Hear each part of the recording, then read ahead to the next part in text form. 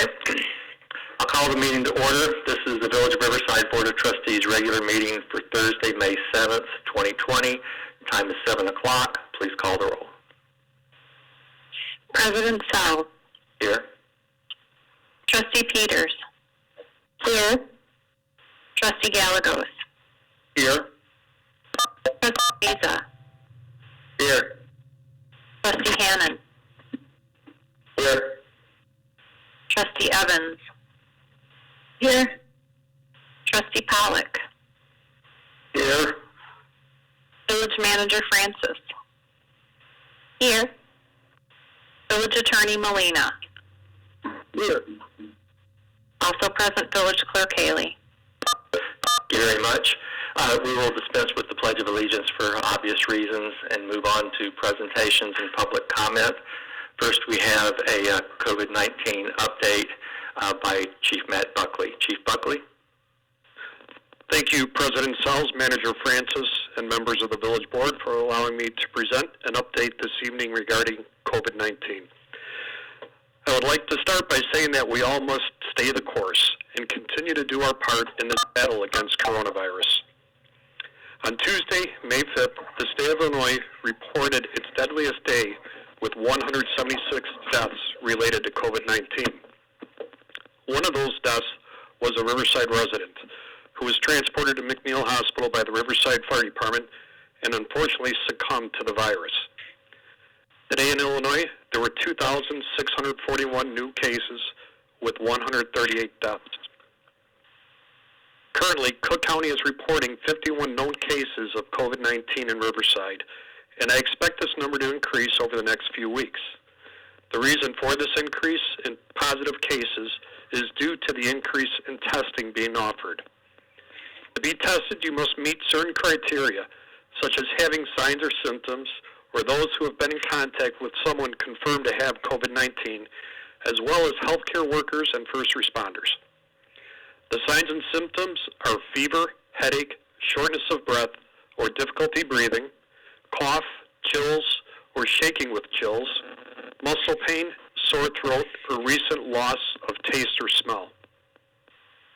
The number of people tested will continue to increase due to the availability of test kits and locations, which will hopefully assist us with the mapping of hotspot areas. We are also looking forward to increased antibody testing and contact tracing. This will also assist with the mapping process and identifying those who have developed antibodies to the virus. As we all know, the governor extended the stay-at-home order until the end of May, but recently he also came out with a 5-phase approach to restore Illinois. We are currently in the second phase of his plan, which is known as the flattening portion. In this phase, non-essential stores can reopen for curbside pickup, and some outdoor sporting activities such as golf and fishing are allowed while practicing physical distancing. We are hopeful that by the end of May, we can transition into phase 3, which is the recovery phase. This will allow manufacturing, offices, stores, barbershops, and salons to reopen with capacity limits, with face coverings and physical distancing as being a norm. As I have stated previously many times, we must stay the course. This means that as the weather gets nice, we must all do our part to maintain physical distancing of at least 6 feet from others, as well as wear a face covering when in public spaces. I completely agree and acknowledge that we all must get out a little bit and get some fresh air, but please do so wisely and practice proper behaviors. I also want to thank all our residents for doing their part in honoring the governor's disaster proclamation, as well as taking care of family members and looking after your neighbors. We are all in this together. We will get through this together and be successful together. Please stay healthy and know that the Village of Riverside and your first responders have been and will be here throughout the entirety of this event. Thank you. Thank you, Chief Buckley. Trustees, do any of you have questions for the Chief? Hearing none, we'll move on. And of course, Chief Buckley, I'm sure you know that you have the gratitude and respect of all of us and the entire village, and we really appreciate what you and all of our public safety personnel are doing to answer to this serious problem and keep us all safe. We appreciate it. Moving on now to public comment. We do have two comments from the public, but they pertain to a later agenda item. So I think we're going to just wait until we get to that agenda item, and then I'll have Ms. Haley read the comments so that they're... President Sells? Hold on, I'm hearing music for some reason. Yes. President Sells, we Yes, do have one additional comment that did not pertain, that we received after our last meeting, that do not pertain to agenda items. That okay. Village Clerk Haley has. Ms. Haley, would you like to read that one now then, please? I certainly will. This is an email from resident James Rafsenberger, and he is emailing regarding the Selborne Road construction. And his email reads, I live on Selborne Road. I am very excited to see the work resurfacing the street actually get started. I do have one concern. In recent years, other streets have been resurfaced, most notably First Avenue and Ogden.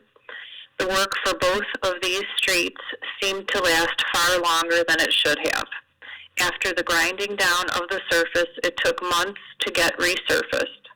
Ogden was hurriedly done after Thanksgiving and after the first snowfall. First Avenue seemed to wait until the beginning of the school year. Leaving a street in this state of partially done is more than a mere inconvenience. It can be damaging to cars and can throw dust into the air. For those of us who live on the street, this is not a pleasant thought. I am asking the board to monitor and manage the work to ensure that it gets done in a reasonably speedy fashion. Don't let the contractor leave the work partially done for months on end. There is no reason to not have a street resurfaced within a week or two of being ground down. Even if there are other repairs to the road foundation, this work should not take months to complete. Thank you, Jim Raffensperger. Thank you very much. Manager Francis, did you want to have anything to say about that? Actually, I have a construction update under my manager's report. Okay, we'll wait till we... no, we can wait till we can get there. Okay, we'll move on now to the reports of village officers. First up is my report. What I would like to talk about this evening with the trustees and to give some direction and guidance is with regard to the upcoming summer months and some of the events that we have planned.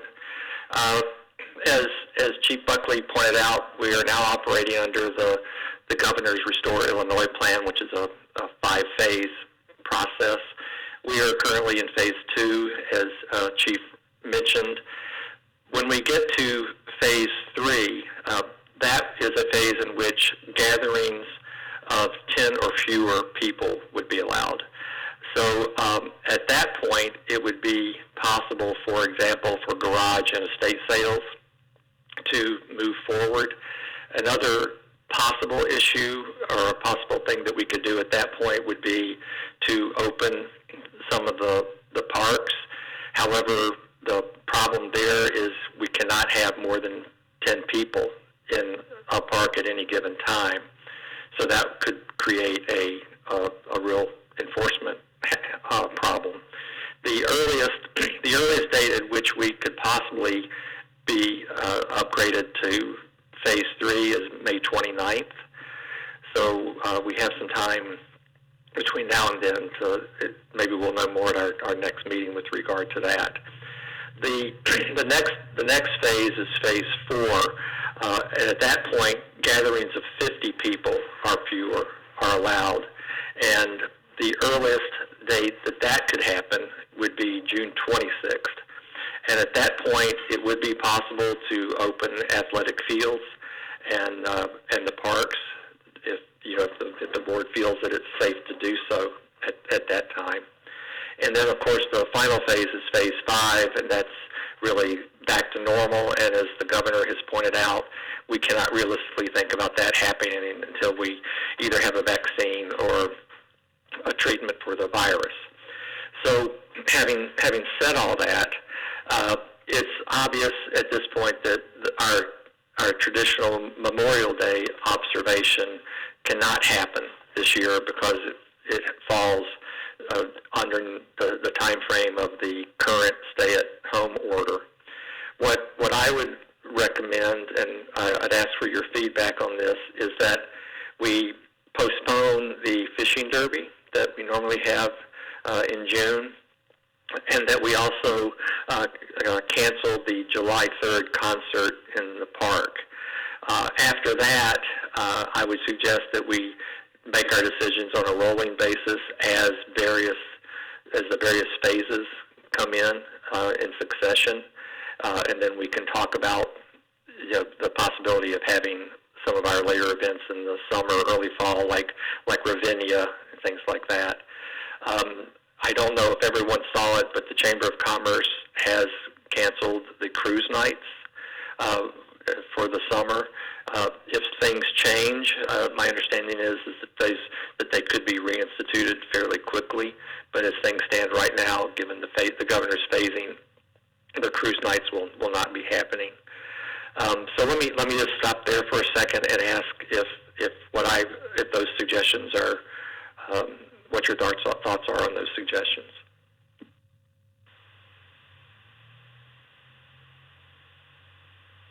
This is Trustee Gisa. I fully support your thoughts, President Sells. The only thing that I would add is I would recommend not just the July 3rd event, but also the parade. Some of the safety concerns with that large of a crowd up and down the streets seems to be not worth it. It just feels like it's a responsible thing for us to do, to follow Governor Pritzker's plans and abide by that and try and protect our residents as much as possible. Well, let me respond to that before other folks weigh in. The current plan, Trustee Gisa, is we are not going to have the normal July 4th parade. The Parks and Rec Department and the police and fire are working on a plan whereby we would have basically just have our first responders. We'd probably have a fire truck, a police car, maybe an ambulance. The Friends of the Fourth, we're working to try to see if we can have a Zydeco band on a trailer that could be part of the parade, and that would be it. And what would be different about the July 4th parade is that instead of following the regular route, the traditional route, this would be a parade that would wind through the entire village. And it would allow people to watch the parade from the safety of their own homes and porches. If people wanted to decorate their homes as part of the July 4th celebration, that would be wonderful. And it's also an opportunity for us all to say a personal thank you to our first responders. So that's the current thinking about how to handle the July 4th parade. But ultimately, that decision is up to the board. So I'll be quiet and have other folks weigh in now. Obviously praising the first responders for me is a huge plus on that. Another thought I had, I probably sent you the email too late, was that I'm not sure if it's something that folks could do, but just have something to look forward to on July 4th. If someone could put together some sort of a docu, I'm watching this Last Dance right now about the Chicago Bulls. Someone could put together a 2-hour, video clip of the history of the parade or images of the parade from the 60s, 70s, 80s, 90s, 2000s. And that might be something neat for people to do with their kids and watch on the 4th of July, just to sort of touch on some of the history of Riverside. Just a suggestion that it could fill a little bit of the gap of missing such a great event. Other thoughts?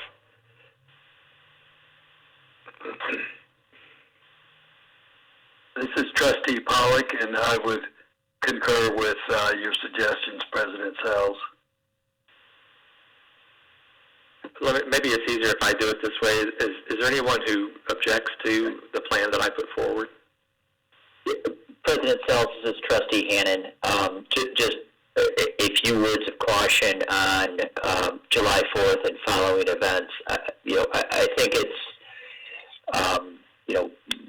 need to be hypersensitive to crowds, and as I heard your comments, echoing where we are in this 5 stages.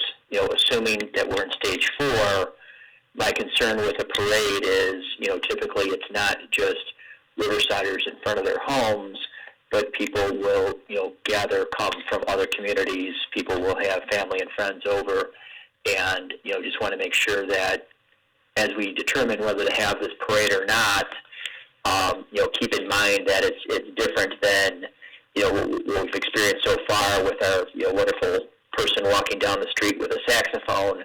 The parade traditionally brings in former Riversiders, families from out of town, and just want to be sensitive to doing all we can to discourage anything other than people standing outside of their houses as this, parade for first responders goes by. I mean, I would not want to, have anything that could anyway increase, expanding beyond the neighborhood, having people gathered.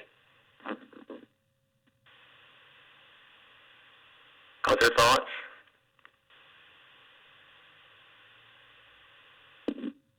Okay, well, at this point, then we will postpone the fishing derby, and then we will cancel the July 3rd concert in the park. I do want to add, though, that with regard to July 3rd, that the Friends of the Forest, we are looking into various alternatives to try to have some kind of virtual programming for July 3rd.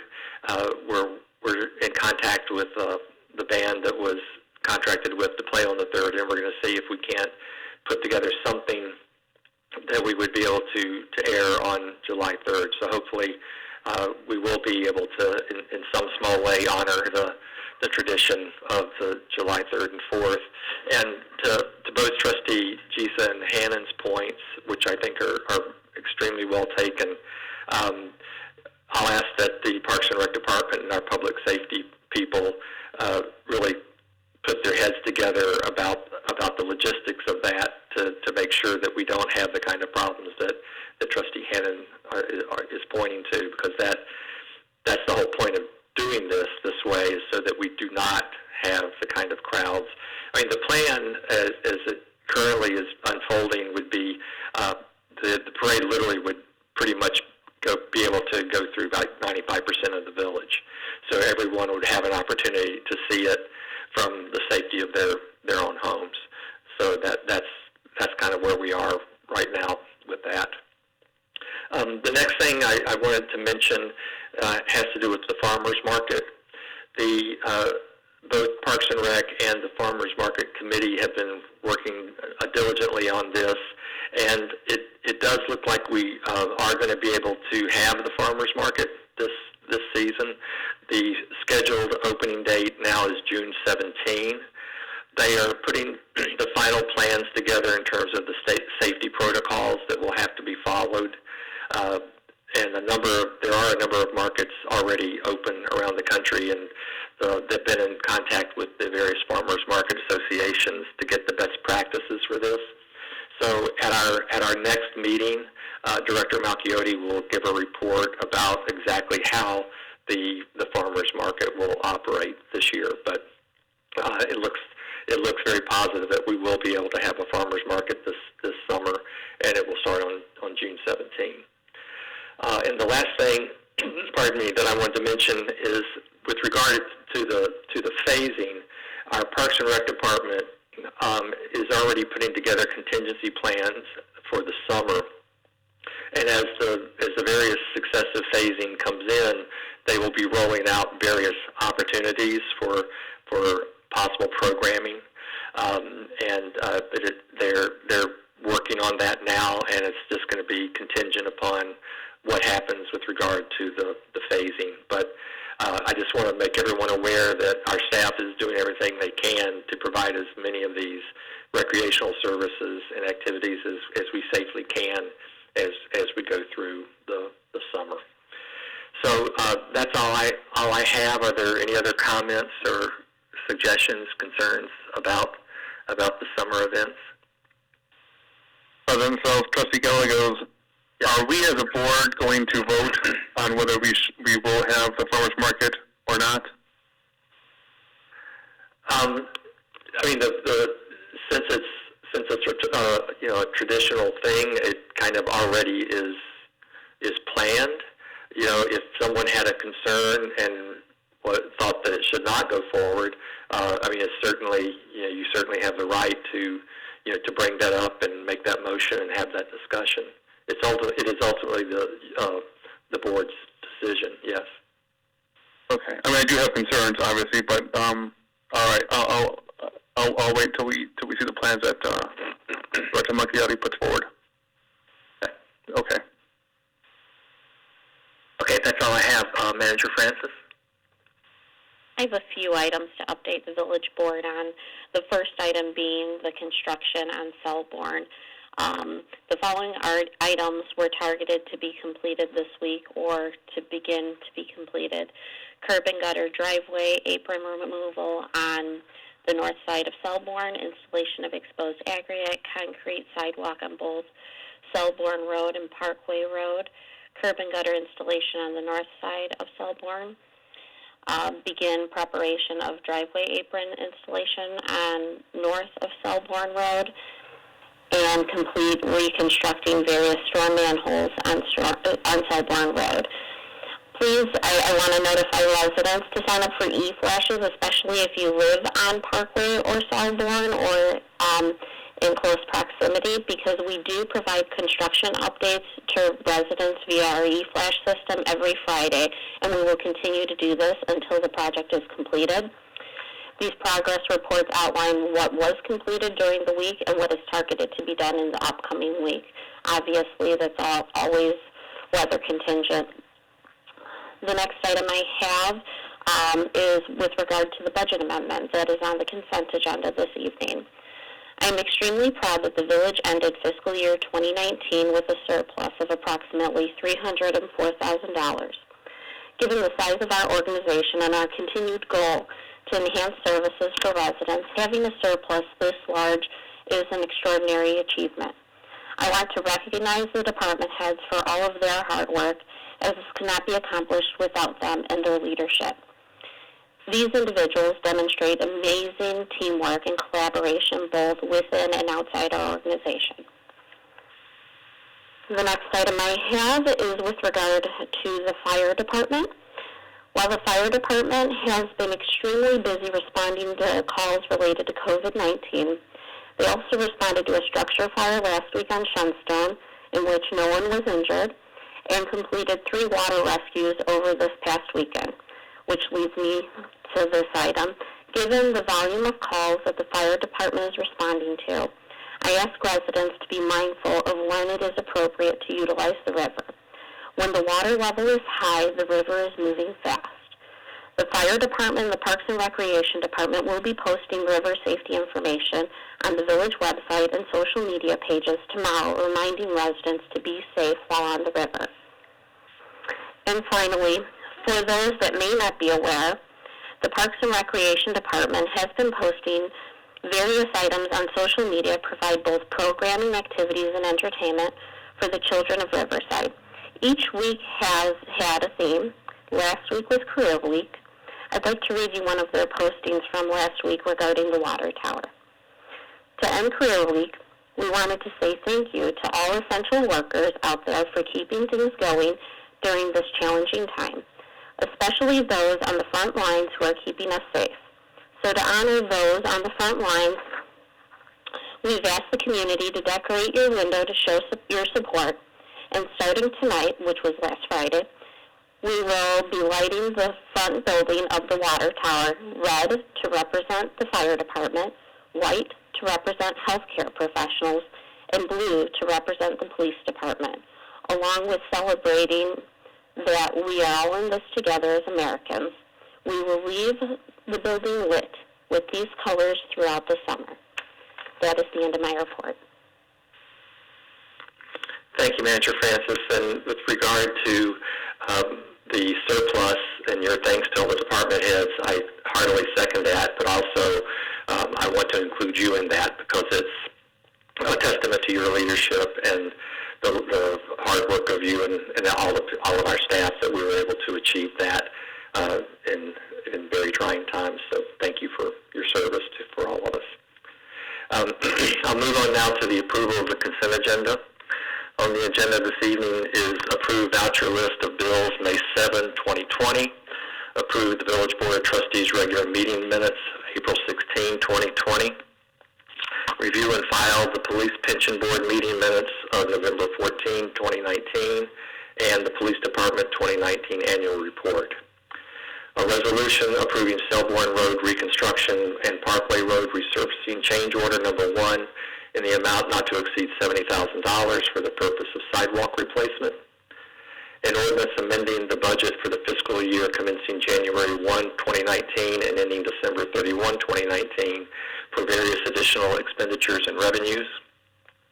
An ordinance amending Section 326, License and Permit Fees of Title 3, Business Regulations, Chapter 2, Alcoholic Liquor of the Village Code of the Village of Riverside relative to alcoholic liquor and licenses, the proration of license fees.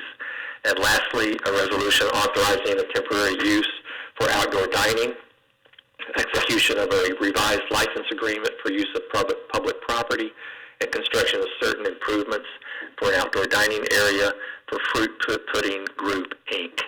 Does anyone request any item to be removed for discussion? Hearing none, I'd ask for a motion and a second to approve the consent agenda. Trustee Gallegos makes a motion to approve the consent agenda. Second, please. I'll make a second, Kristen. So was that Trustee Peters that made the second?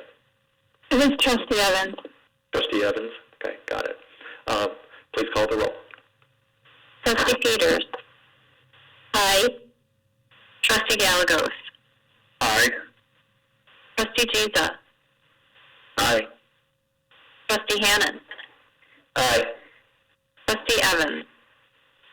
Aye. Trustee Pollock. Aye. The motion carries. Next is reports of departments, commissions, and trustee liaisons. Are there any liaison reports this evening? Hearing none, we'll move on to ordinances and resolutions. First up is an ordinance providing for the abatement of chronic public nuisances within the Village of Riverside. This is the item on which we do have some public comment, but I'm going to ask Chief Weitzel to first present the ordinance, and then we'll have the comment read. Chief Weitzel. Good evening, President Sells, the trustees, and Manager Francis. The proposed ordinance in front of you, I brought the suggestion to the manager in late 2019, and this ordinance that you see in front of you was been worked on between myself and Attorney Myers and the manager for several months. And I wanted to propose an ordinance that would allow us to mitigate mostly police-related problems, but there are other issues included in this ordinance. Repeated calls for police service or going to properties over and over again where the situations were not being improved when we would ask for compliance with usually rental properties. And most of them were criminal acts or situations where the police officers saw dangerous situations in rental properties. So I worked with Attorney Myers and went back and forth. It's been reviewed by the attorneys, village attorneys, myself. I had my command staff look at it, and obviously Manager Francis has reviewed it.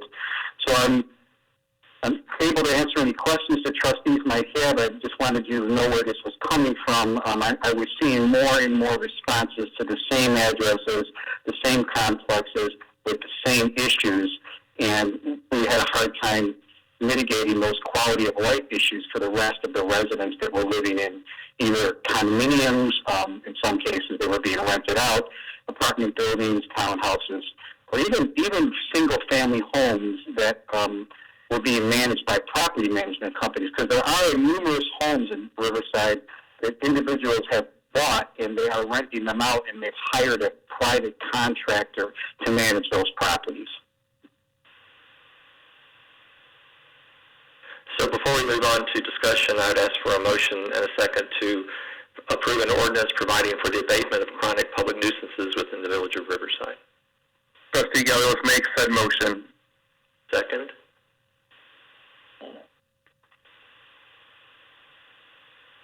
Trustee Hannon will second. Thank you.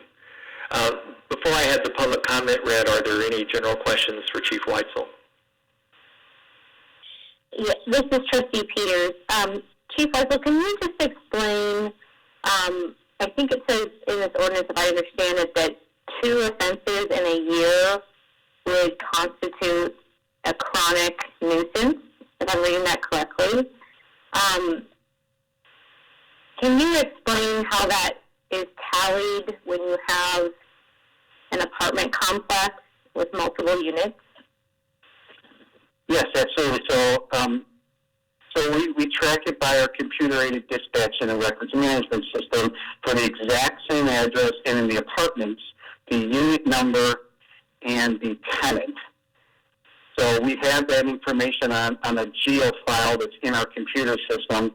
So just for an example, if an officer goes, we get repeated calls to a Forest Avenue address, for example, all the individual apartment numbers are loaded in our system, and the dispatch center gives those out, and the officers do their reports like that. So we can track them not only by the exact address, but by the unit number, and then most of the times the tenant name, because the officers will have contact with the individuals that are in those, either those apartments or unit numbers. Okay, thank you. That answers my question. Other questions for Chief Weitzel? Yeah, this is Trustee Hannon. I have a couple of follow-up on Trustee Peters' sort of line that we talk about offenses. How do we measure offenses? Is it a police call? Is it an issuance of a citation?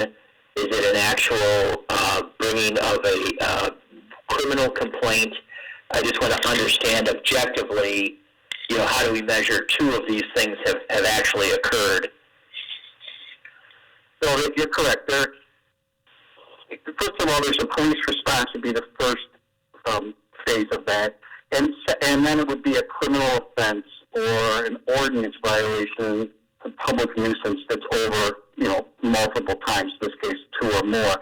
Because the police officers, you're correct, they do have to respond. It's not just based on the amount of calls to the building or the unit, because they have to get there and investigate to make sure those are valid complaints.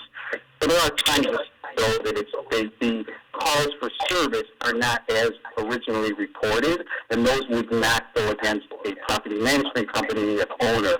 So they are based on either criminal behavior, a criminal arrest, or repeated ordinance violations. Is it, and I'm just looking to find something in here that's objectively measured. Is it the issue? I mean, it sounds like it's an issuance of a citation or an arrest. Is where you're going with this? Correct. So we have repeated calls to the same unit number, but we usually, for example, if we get repeated calls just for a loud noise violation, usually there's a warning. That wouldn't count. But if we had to go back a second time, there's a citation. If we had to go back a third time, there's a citation. So it would be based on the action that the officer took. Okay.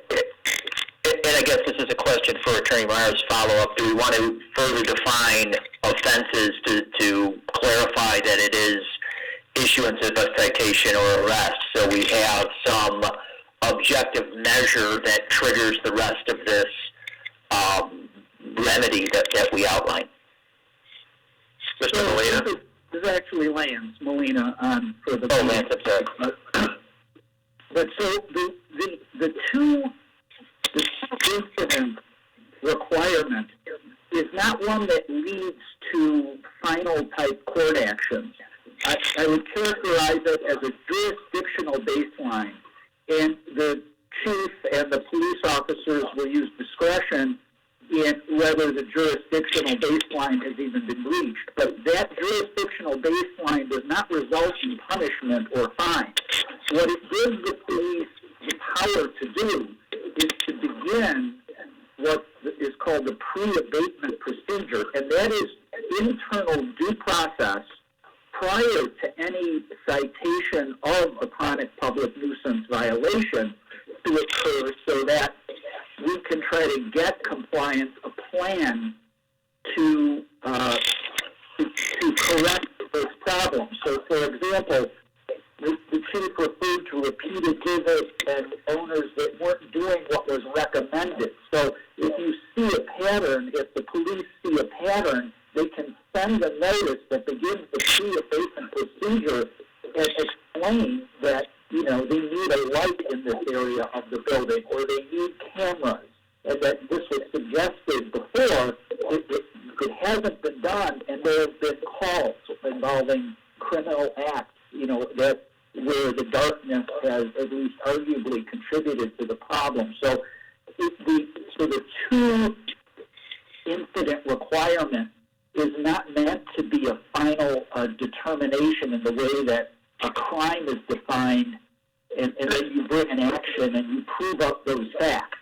It's really the jurisdictional baseline to get into the pre-charging due process that's in the pre-abatement. No, and I did not mean to imply that it required the following of the full judicial procedure to its end.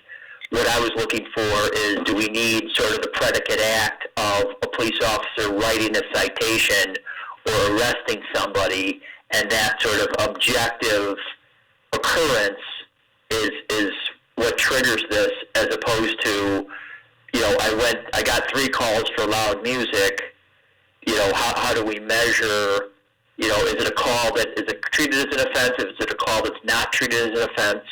My suggestion is, do we add, you know, the mere issuance of a citation or arrest is something objective that we can point to as, yes, this triggered the rest of this public nuisance remedy. So apologize if I implied we needed a full conviction. I think it's the issuance of a citation is enough.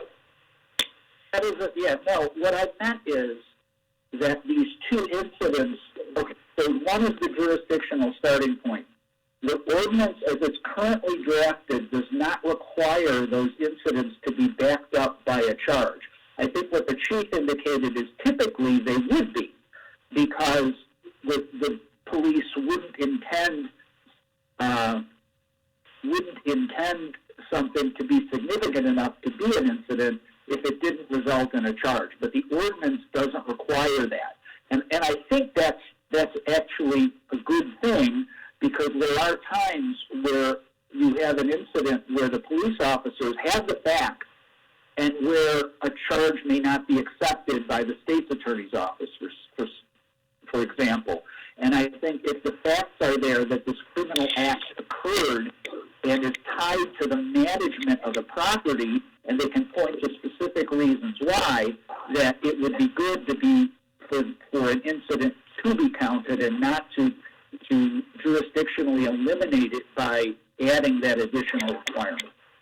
Okay, that's very helpful. I appreciate the clarity. That helped me sort of reconcile in my mind my concern. The second questions I have, I guess, go more towards the drafting. And in Section E, there's a couple of instances in E1C and in E2 where we talk about things that have to happen to both the owner and the person in charge. And, you know, do we want to just have it be either the owner or the person in charge? You know, sometimes it's you know, establishing one or the other is easy to do. Sometimes establishing both is difficult to do, and I'm troubled by the use of the word "and" in those sections, and want to know if an "or" would work just to help facilitate. You know, we found the property manager. We can give them the notice we need, and then simply move with the rest of the process.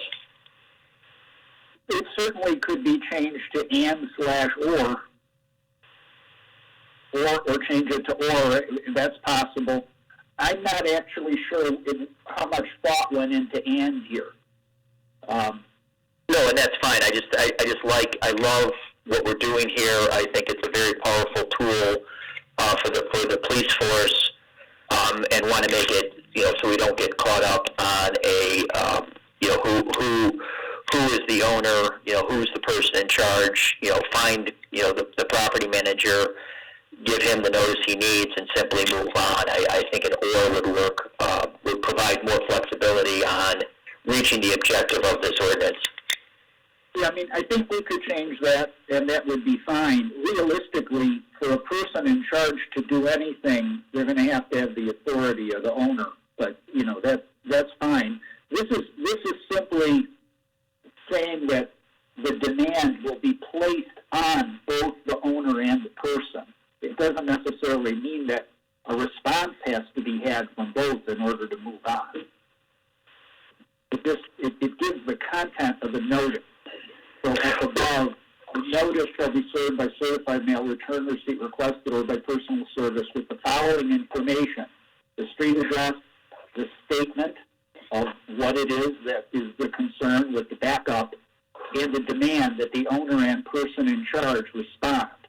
You see what I'm saying? No, and I get that, but my point is, if we can't find the owner, if we can't have a valid address for the owner, but we can find the property manager, why make it harder than it needs to be? If we serve the property manager, we're going to assume that there will be notification to the owner by the property manager and move from there. I just don't want to get caught up in an "and" situation and think the "or" just gives the chief of police more flexibility in moving forward.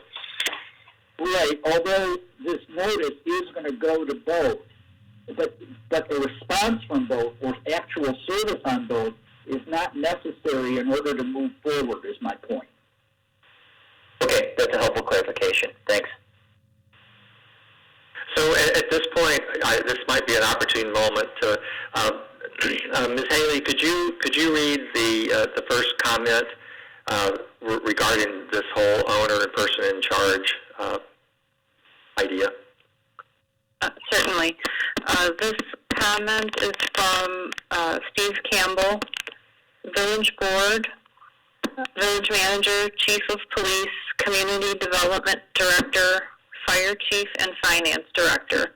The Board is discussing enacting a nuisance ordinance and adding it to the Village Code.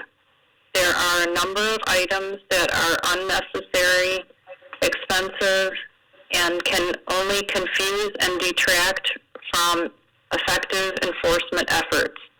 1, there is no clear authority to do the research that will be required to determine who the legal owner of record actually is. This is a very important starting point for who gets official notice and who has authority to speak for the property.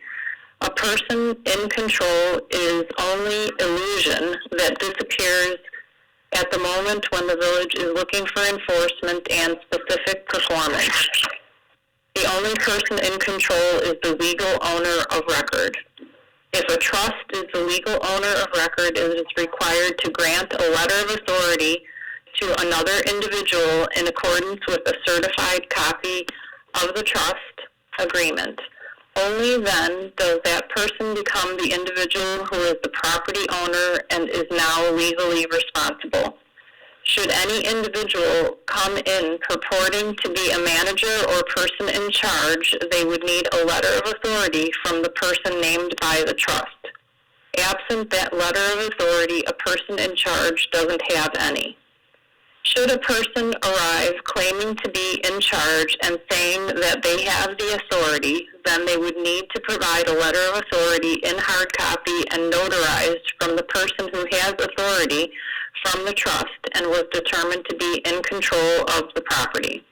And that person should be required to provide a copy of their driver's license and to sign a form that says they understand that they are accepting full civil and criminal legal liability for whatever goes wrong at the property. Draft ordinance fails to state who shall be responsible for the decision of the specific level of investigation required to ascertain the number and severity of the nuisance. This creates creates a new area of investigation and enforcement in the village. Which departments will these costs be allocated to? Which additional funds, or will additional funds be budgeted to offset the costs to the various departments? When, not if, some of these situations are heard by a controlling legal authority, waiver of notice to the other party will get the action thrown out for technical deficiencies. Title 4 building regulations, Title 5 fire regulations, and Title 7 health and sanitation should specifically reference and include in this section in full. I applaud the municipal authority for the new enforcement initiative. I only want Riverside to have an ordinance that is bulletproof and guarantees that we finally bring these nuisance locations into compliance. This is what jumped out, and I only offer it as a partial list of improvements and not complete by any means. Respectfully, Steve Campbell. Mr. Molina, did you want to comment on that? I can try to. Let me try to unpack some of that. So it seems to me that there are two main areas of concern. The one is this idea of the manager standing in for the owner. The purpose of the ordinance is not to allow, the comment seems to indicate that we shouldn't allow an owner to stand in for, or allow a manager to stand in for an owner without a lot of proof. The purpose of the ordinance is to expand liability not only to the owner, who always is responsible for his or her or its own property, but where that owner has hired a manager and where a manager is in fact on site managing the problem and dealing with the police, under this ordinance, that manager can be individually liable for the nuisance in addition to the owner, not as a stand-in. And this is an important aspect of these kinds of ordinances because many times owners hide behind managers who can't be held legally responsible. And because of this ordinance and the way it's drafted, you'll note that it allows for the pre-abatement procedure, which is an internal due process, and then if that doesn't work, the village doesn't necessarily need to go straight to circuit court. It can also issue a citation in administrative adjudication. And if the owner is in California or something, that citation can be issued to the manager who would be responsible for any fine. And so it allows for greater holding of account of the people responsible for creating the nuisance in fact. So it's not, the comment seems to indicate that it's allowing a manager to stand in, but instead the owner is liable for the nuisance as the owner. The manager is also responsible for that property if he or she is actively managing it and is there on site creating the situation for the tenants. The second part, main part, I think deals with the idea that somehow the ordinance needs to provide within its terms or within its provisions how the village is going to pay for any extra enforcement costs and parse out what departments are going to be responsible. And in my opinion, that's a matter for the budgeting process. It's not for the ordinance process. And I can't think of a reason why that would be some sort of a defense that it isn't. So those are my comments. Are there any questions on those comments, or has anyone heard anything in the comment that they think I didn't address?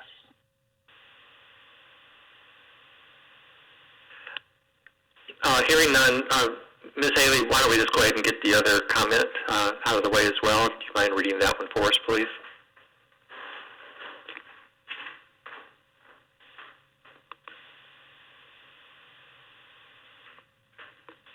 Ms. Haley? I'm sorry, I was still muted. That's all right. So sorry.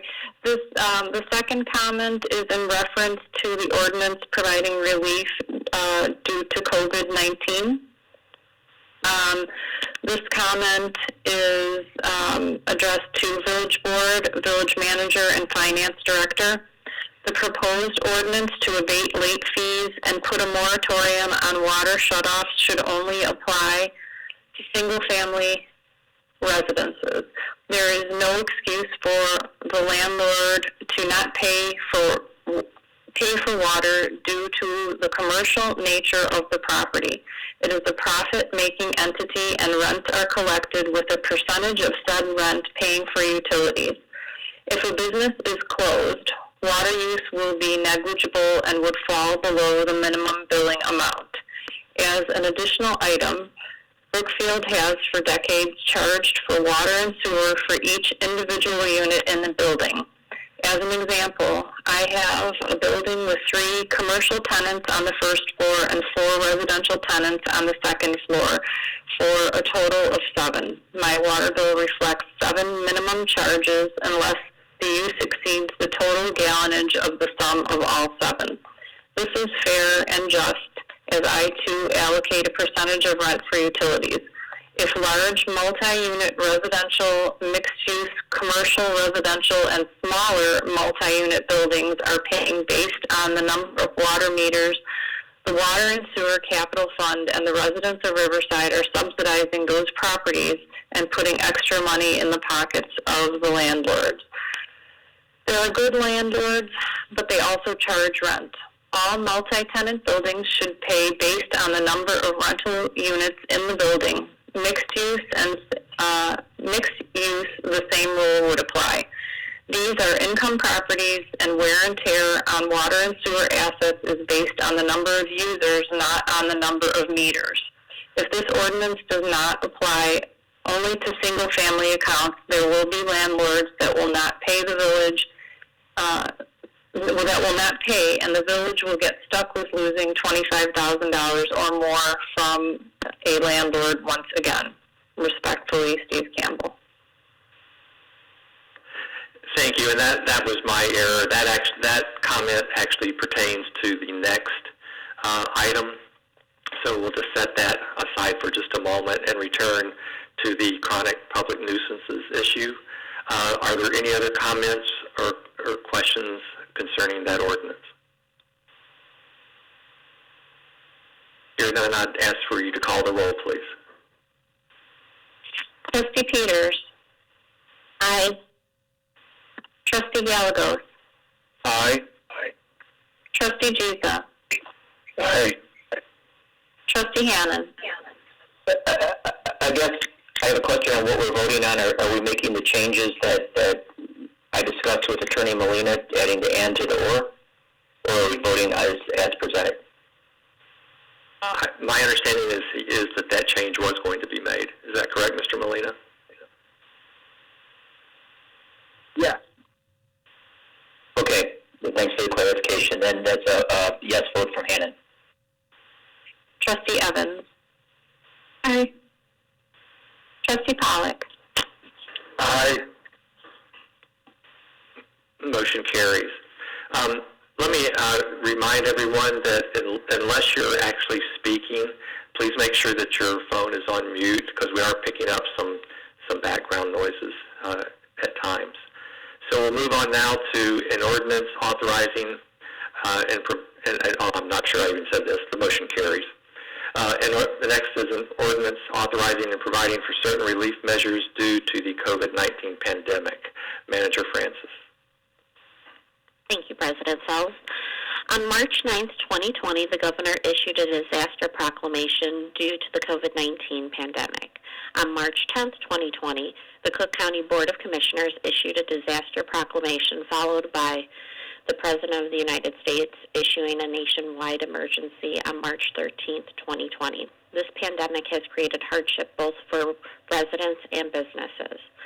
Beginning in late March, the village stopped shutting off water due to non-payment and has not assessed penalties. It is staff's recommendation that this continue during the stay-at-home order, which is currently through the end of the month per Executive Order 32. Restaurants in Riverside were required to renew their liquor license by May 1st.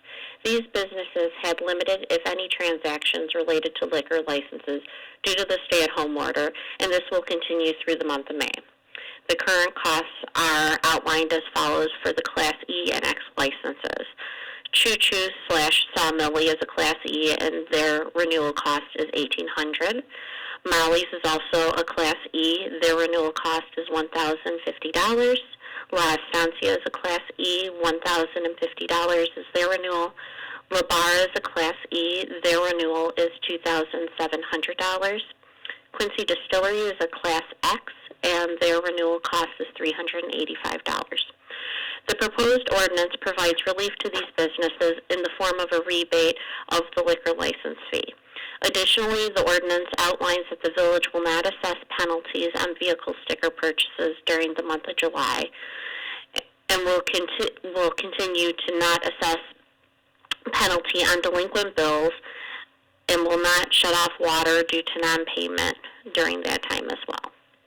This ordinance will provide some relief both to our residents and our businesses.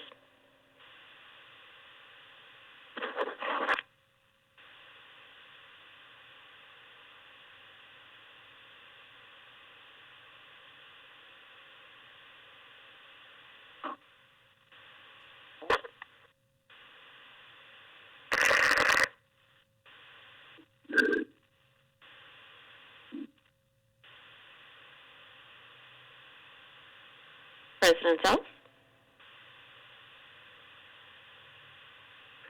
I'm sorry, I had my phone on mute that time. There's a learning curve to this. I apologize. So I'd ask for a motion and a second to approve an ordinance authorizing and providing for certain relief measures due to the COVID-19 pandemic.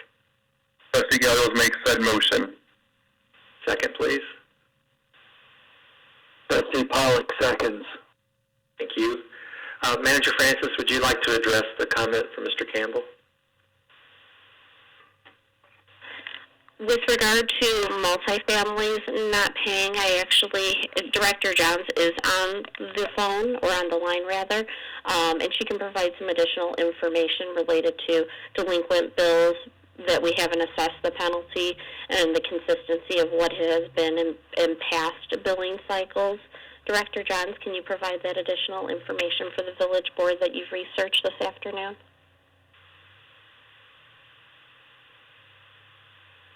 Absolutely. Approximately 8% of the village's water and sewer accounts are classified as commercial or multifamily. In a quick review of delinquent accounts, only one is multifamily.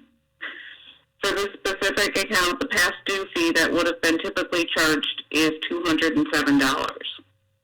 Of the accounts that we've sent out past due reminder notices to, we've had a very typical amount. We have not seen any spike in people not paying their utility bills, regardless of not charging the late fees. But if I understood Mr. Campbell's concern is if we state that we're not going to be charging late fees, I think he's concerned that it might encourage people to not pay. I understood his comment. What we're looking at is, if we extend it, we're looking at basically one billing cycle. For extending it through essentially the foreseeable future, with it being through the end of May, and then if the order is lifted with the different phasings, then we would begin assessing the penalty. And those residents that haven't had their water shut off or haven't had penalties assessed, I'm sure that a number of them are not working at the moment, so once things resume back to normal, we would work with them on payment plans and things of that sort. So for the multifamily units, if they were to have relief, it would be for one billing cycle. And then we would return back to our typical process and procedure.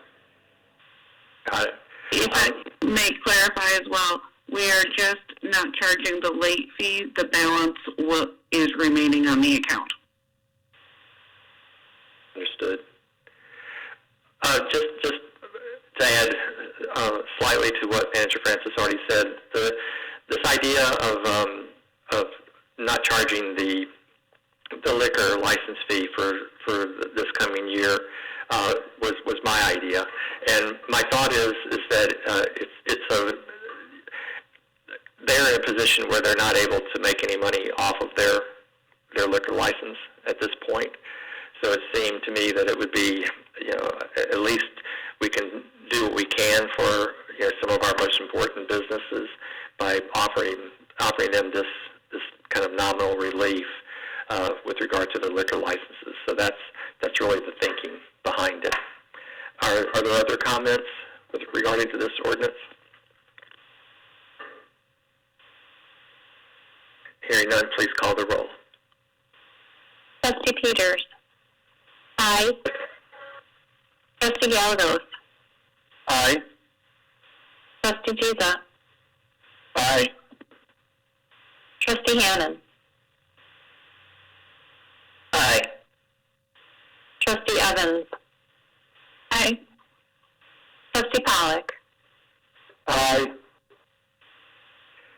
Motion carries. And while we're on this topic, just with regard to vehicle stickers, because under normal circumstances, we're at that point for the annual vehicle sticker. Staff is working on seeing if there isn't a way. They're currently, if you are making no changes in terms of your vehicles, you can currently renew your vehicle stickers online. If you have a new car or there's been changes, at this point it requires you have to print out an application. Staff is working to see if we can't also automate that so that you also would be able to do new applications online as well. So we'll have more information on that at our next meeting as well.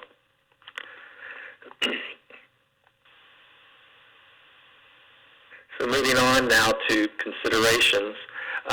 First up is a discussion regarding protective helmet requirement. Manager Francis.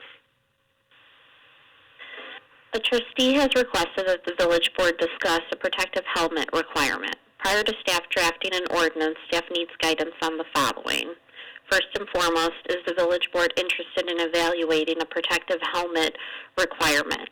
Does the board want staff to survey other communities and outline their requirements, if any, related to protective helmets? Would the board like the requirement to wear helmets to include the following: bicycles, carrier attached to or pulled by a bicycle, skateboards, roller or inline skates, and non-motorized scooters? Would this requirement apply to everyone, only children, or individuals under a certain age? And then finally, what is the penalty for the violation? Is it a fine or community service?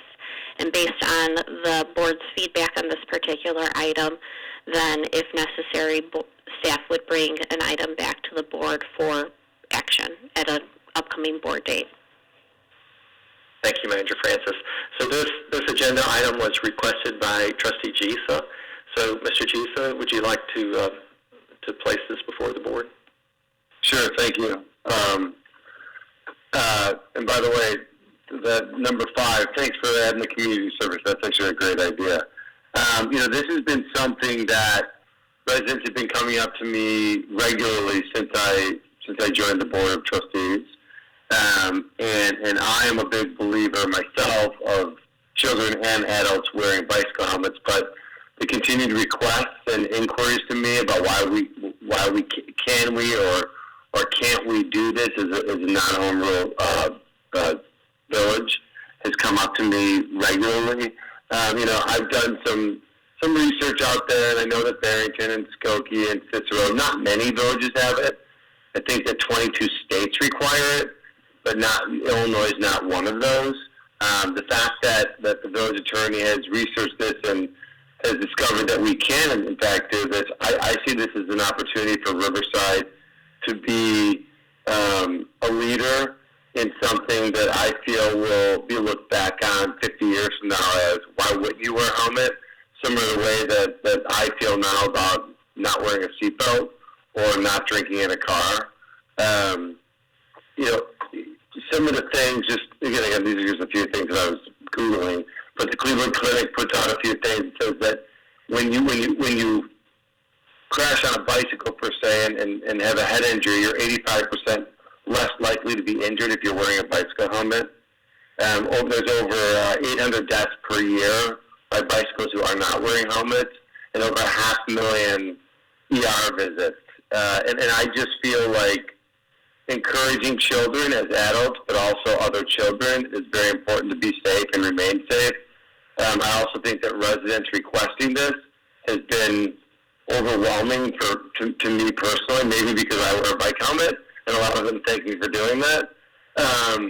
But the other thing is that, you know, one of the things that I'm noticing right now with kids, you know, nieces, nephews, et cetera, who are in that 11 to 13-year-old range, it stops being cool to wear a bike helmet as you get a little bit older and you reach that pre-tween or that tween age. And that's when things go awry, and that's when kids stop wearing these helmets. I also think it's when bowling starts. And I just feel like, to me, this is logical, sensible. Just the other, and I've been wanting to bring it up for a while, but I haven't, just because I don't know why it's irresponsible of me. Just the other day, though, on Monday, I was coming over the bridge on Berry Point, and in the middle of the street, in the curb, was an 11 or 12-year-old girl laying face down with her arms at her sides. Looked like she was having a seizure. I'm not really sure, but she was certainly shaking. I didn't know what it was. My heart sank. My stomach turned upside down. And I, full disclosure, my eyes watered up. And got out of the car and realized that it was a little girl who was on a skateboard with no helmet, and it hit her head on the curb. And I feel like accidents like that can be, the dangers can be reduced, the injuries can be reduced. And I feel like as a community, if we can lead by example for our surrounding communities and engage in something like this, it would be powerful. And I think that the families and the parents who are struggling with their children to do this would benefit from this. Having said all this, I am a little bit more strict on this. I think that it should be all ages. The reason I think it should be all ages is that basically in everything that I've researched, it clearly says, you know, the 3 bullets, the last one is always, adults should set an example and wear a helmet when biking. It says it in every single article I've read. And then the other thing it says is, you know, when you encourage your children to wear a helmet, start wearing a helmet early. All bike riders, including those riding a tricycle, should wear a bike helmet. So it's a family affair. It's a family effort in trying to get these kids to do it. And again, I think it's an opportunity for Riverside to lead by example and be a trailblazer in something that may not be in our state yet, but it is in 22 other states. So that's sort of my pitch and request for having the village do some research on this. Lastly, I see kids all the time texting, but I also see kids, drivers texting. And I understand that we want to move our children to the street or have bike riders ride in the street. But the texting is just another thing that could protect us from this, or could protect bike riders or kids or this or that from that. And then just lastly, I think that the fine should be significant, but I think that giving someone an alternative to a fine or community service is a really great recommendation. I don't know who came up with that, but kudos to you. I think that it's got to be painful enough to where parents are going to force their kids to wear bike helmets no matter what. And they can blame the village is the reason why. So those are my thoughts. Hopefully some of my board members are in agreement with me, and I'll sit back and listen. So this is just a discussion item, so would anyone like to respond? Well, Trustee Gallagher, I do agree with you that people should wear helmets for safety. I just don't see how this would be logistically enforceable. So is Chief White on the line? I am. Could you tell us, is it even possible to enforce it with all the children riding their bicycles throughout the town? I have to do some research, but obviously if we were going to issue citations, if that's the direction the board went, we would have to stop an individual. It probably most likely either with their parents or without their parents, but probably if they're with their parents, they're wearing the helmets. But somebody, Trustee Jesus said, that's 11, 12, 13 years old, yes, we would have to stop them and issue a citation. It's kind of problematic because we don't issue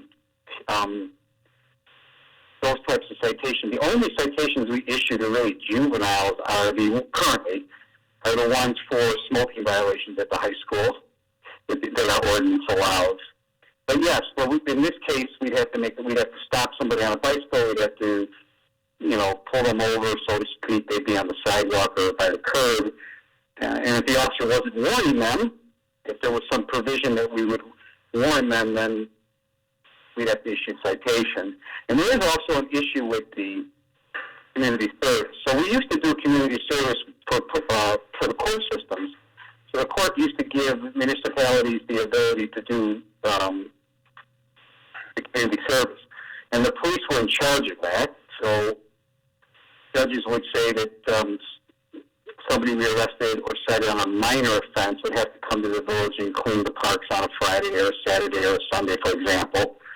But the police had to supervise those individuals. We were required to put an officer or a community service officer to supervise the community service because we're liable because we're ordering the community service. And I do not have the staff to supervise community service as currently set up. So that while it is a good idea, the community service, the police department does not have the staff to be able to do that. And most of the time, there's more than one person involved in the community service. Sometimes, before we stopped doing that, we would have 3, 4, 5. In those cases, there were offenders that were assigned to community service that we were responsible for on weekends to watch. And those were usually all day. The judge would order like 8 hours of cleaning parks or removing debris or cleaning up weeds. So I would caution us on the community service, and the manager might be able to speak to that too, because our insurance company is very would not probably support the community service unless they were being directly supervised. We'd probably have to do that. Other comments? This is Trustee Peters. Trustee Evans. Oh, go ahead, Trustee Peters. Thanks, Kristen. So I do think it's a good idea to investigate further this option. I'd really be interested in knowing what the other communities that have implemented this kind of requirement, how they've implemented it, and also what kind of impact it actually had on the amount of accidents or the amount of, I guess, serious accidents that occurred in their community. I think that would be valuable information. Obviously, every community is different, but I would be interested in at least learning what others have done, because I think it could address some of the things that Trustee Gallegos raised about how do you actually enforce this. Well, these other communities are doing it, and so maybe they do just have more police or officers on patrol. I don't know what their secret sauce is, but it would be at least good to find out how they've approached it. I can just add one small bit of information with regard to that. I spent a little time today, too, looking to see kind of what the state of play was in Illinois. The only towns that currently have this requirement are Inverness, Skokie, and Barrington. Inverness and Skokie are both 16 years and younger. Barrington is 17 years and younger. Cicero used to have it, but they repealed their helmet law in 2017. So, and with regard to adults, the only municipality that legislates this with regards to adults is the city of Chicago, and that is only for the professional bicycle messengers that you see whipping around downtown. So that's kind of where things are in Illinois right now. Other comments? This is Trustee Evans.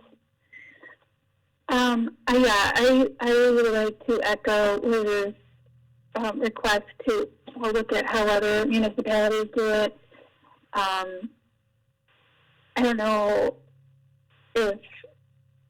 how feasible it would be for our already stretched police staff to be pulling over or stopping to spend time with a child when there's car speeding and there's all kinds of, it seems like there's a lot of other things going on. And also I would be concerned about the interface with the kids.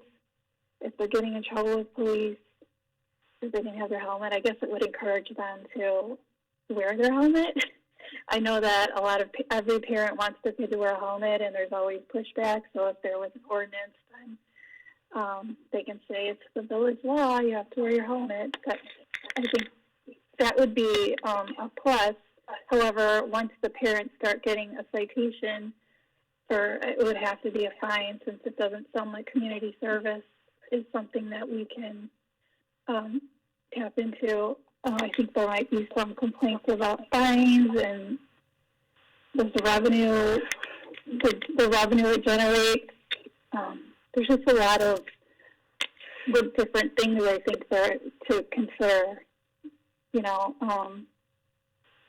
I'm not sure. I just would want to hear a little bit more, and I also would want to hear from the community to find out if this would be helpful, like to parents, if this would be helpful to have. Maybe I haven't heard from anyone, but Trustee Jesus says that, this is something parents want. I would like to hear a little bit more from the community as well. Other comments? Yeah, this is Trustee Hannon. Obviously, bike safety, child safety is very important. Couple comments I have is, right now we're in the middle of this COVID-19 crisis. I think we all appreciate how hard Village Manager Francis and her team is working. The steps they're taking, number one, to make sure that our first responders have the protection they need, have the resources they need, that our strained village budget, because of a lack of the various sales tax revenue and other revenue. My initial thought is, this is great, but now's not the time to focus on it. Just given how stretched our staff resources are already. I think at the appropriate time, when we're out of this crisis, it may be worthwhile looking at. I share the concerns echoed by other trustees. How do we enforce this? We're already in the midst of a stay-at-home order, and there's been a lot of concern on enforcing the stay-at-home order. How much is too much? How much is too little? And I think Chief Weitzel and his team are doing a great job walking that very, very tough line on keeping people safe. In the right manner.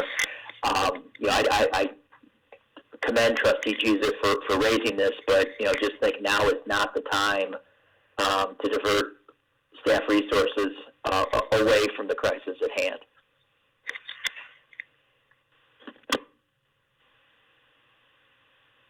Other comments? Trustee Gallegos once again. Go ahead, Doug. Go ahead, Trustee Gallegos. Well, I was going to ask if Chief Buckley was still on the phone. Chief Weitzel is with us. What about Chief Buckley? Okay, Chief Buckley, about how many accidents, biking-wise, do we have on an annual basis? Those are numbers I would probably have to go back and look to look up previous reports.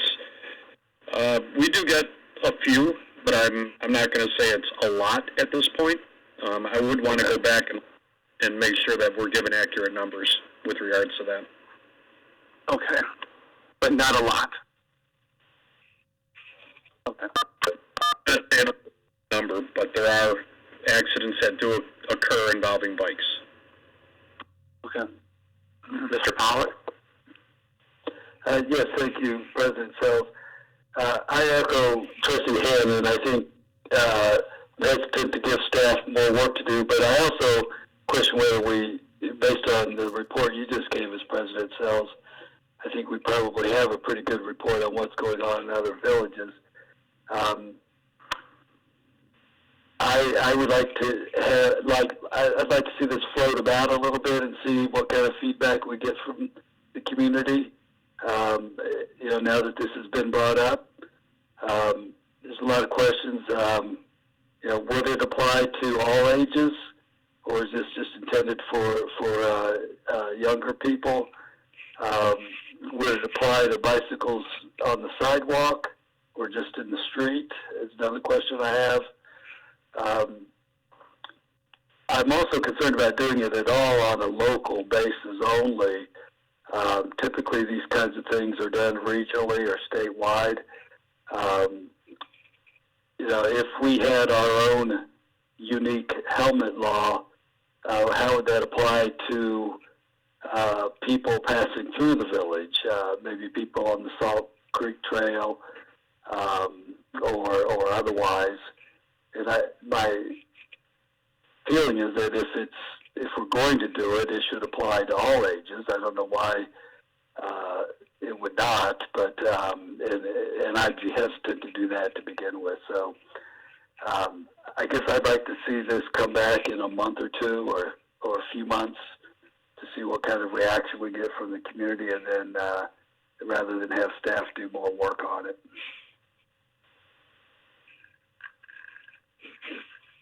Other comments?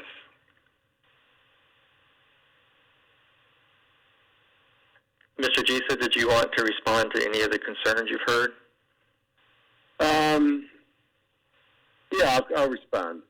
So I'm not sure who asked the question, how many accidents happen. I'm telling you, it only takes one to matter. And I'm not sure who this little kid was the other day, but I guarantee you that the parents wish we had an ordinance like this. And I also think that if we want to be reactive to something that's so simple, I think that's dangerous. But I also timing is fine. I understand it, but when it comes to a safety initiative, this might actually be a little bit of a release for people to look and investigate into this. I would caution us not to only look at Inverness, Barrington, Skokie. Let's broaden that a little bit and do a little bit of diligence on certain states that do it. I know how hard it is for parents to convince their kids to wear these helmets at a certain age, and to me, it's like wearing a seatbelt. That's the best way I can describe it. I don't know who gets in a car and doesn't wear a seatbelt today, but I know 25, 30 years ago, people did it all the time. So it's learned behavior, and I think that if we can create a pattern and be a leader in this, rather than a follower, it could be powerful, and it could be something that we leave a mark on for the village. So I'm okay delaying it. I would just like to bring it up again and have them do it once other trustees feel like the time is worthy to do it. President Sells, if I may. Yes, please. Thank you. Since the request was made to gather some additional information from residents, would you like village staff to create a survey monkey and post it on our village website to help facilitate that feedback from the public? I was just going to say, with regard to this, I share Mr. Hannon's concern. It's just really difficult for me right now to ask Chief Buckley to take time to research this, given what he and his department are dealing with. If there is a willingness to just delay this conversation to a future date when staff is not under such pressure, I think that would make the most sense. And if we're going to delay it, I'll throw this out for discussion from the trustees. Is it better to do the survey that Manager Francis is mentioning? Is it better to do that now, or should we wait until we're ready to actually engage this subject in a fuller way? Because to Trustee Jesus' point, I don't know how much information we're going to get from just these three towns in Illinois. It would require considerable more research than that to provide a data set that would be useful for you as trustees to discuss this. So, what do you think about Manager Francis's idea on the survey at this point? This is Trustee Evans. I agree with you that, I don't know if you've said this actually, I just think that when we're ready to discuss it in earnest, that's when we should engage the community. And also, possibly in the meantime, we can always use the e-flash to send out reminders about wearing your helmet, or, there's all kinds of little programs, free programs that we can, roll out, not right now, but, we can roll out to promote helmet, wearing your helmet and bike safety. There's a lot of things. I think the juniors did something last year to promote helmet wearing. So we could do that in the interim. That's just something I just wanted to throw out there in the meantime. But as far as the survey, I would prefer doing that in addition to the discussion. Other comments, please?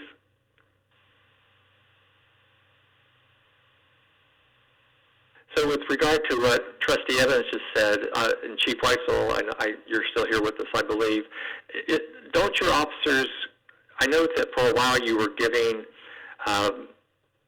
reward tickets to kids that you saw wearing helmets. Are you still doing that? We still have those. Those were provided by the 7-Eleven Corporation. They were coupons for Slurpees. And yes, they provided us more than we could use. So we do still have those available to us. That's correct. I mean, I think that would be the other way of approaching this. Would be the education and information and encouragement route. I have to say that I am concerned, as Trustee Evans is, that that the children at that formative age of the 10, 12, 13. I'm not sure that it's a good thing to have some of their first encounters with the police being given a citation for not wearing a helmet. But if there's an interest in pursuing this, am I hearing that there is a consensus that we just don't want to do this at this time, but that we can revisit it at a later time when we're not under the pressures of the pandemic? Trustee Gallagher agrees. I'd be encouraged to table this to later. I've got a yes from... This is Trustee Peters. I agree, but I also think we should do that Survey Monkey. It doesn't take much time to gauge what the public feels as well during this couple-month hiatus.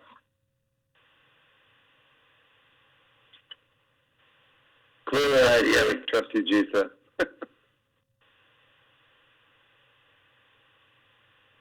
So if I and this is difficult to do telephonically, but if I understand it, then we're just going to hold off on this, and then at the time when it comes time to actually discuss it, that's when we'll do not only the research but the Survey Monkey. Because I believe I only heard Trustee Peters say that she wanted to do the survey at this point. Is that correct? Does anyone else think it should be done now? I would applaud doing the Survey Monkey now. It doesn't take much time, and it's simple to get out there. This is Trustee Evans. I really don't have a huge preference over when we do the Survey Monkey. I just thought that when we started talking about it, that's when we would want to engage the community. And it just seems like if we're going to if you do the survey now, I mean, I guess we can just save the data and talk about it later. I just thought it might be better to discuss it all at once.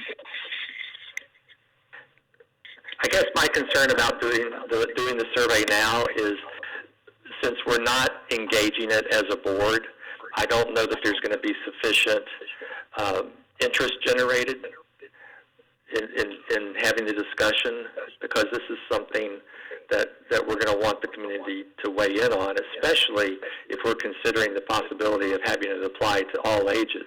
I think that we're going to want to have a significant input from our residents, and I don't know how we get that unless it's an issue that is fully engaged by the board with the full research necessary to allow the board to have that discussion. This is Trustee Hannon, President Sells. I agree with that. You know, I don't even know what question we would ask on the Survey Monkey. You know, do we ask, do we want an ordinance? Do we want punishments? Do we want fines? I mean, there's just too much. I'd rather have a meaningful survey once we've, you know, sort of fully discussed this, after we've gotten input on what other governmental entities are doing this. And quite frankly, now is just not the time. You know, people are focused on paying their bills, staying healthy, trying to keep their kids in line. It's in my mind, it's just not the time to ask people to give their thoughts about, you know, what further restrictions the village should put on them.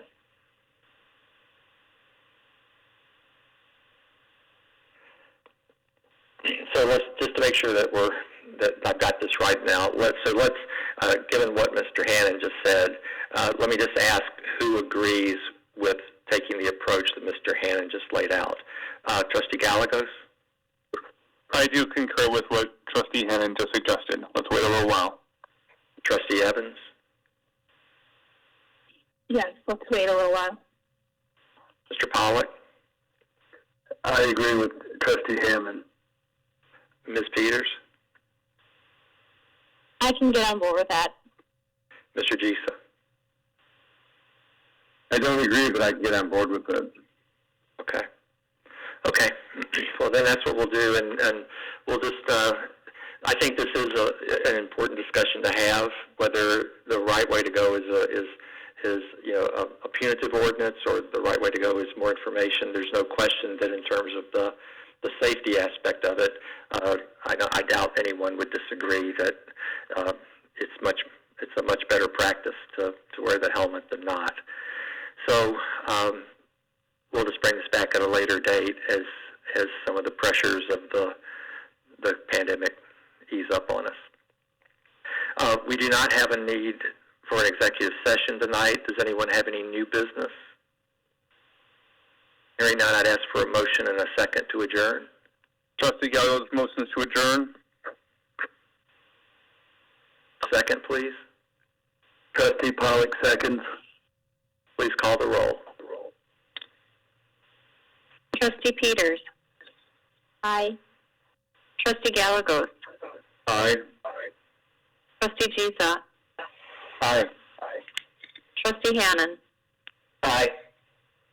Trustee Evans? Aye. Trustee Pollack? Aye. The motion carries. I encourage everyone to continue to take care of one another, do everything you can to protect others and yourself, and good night.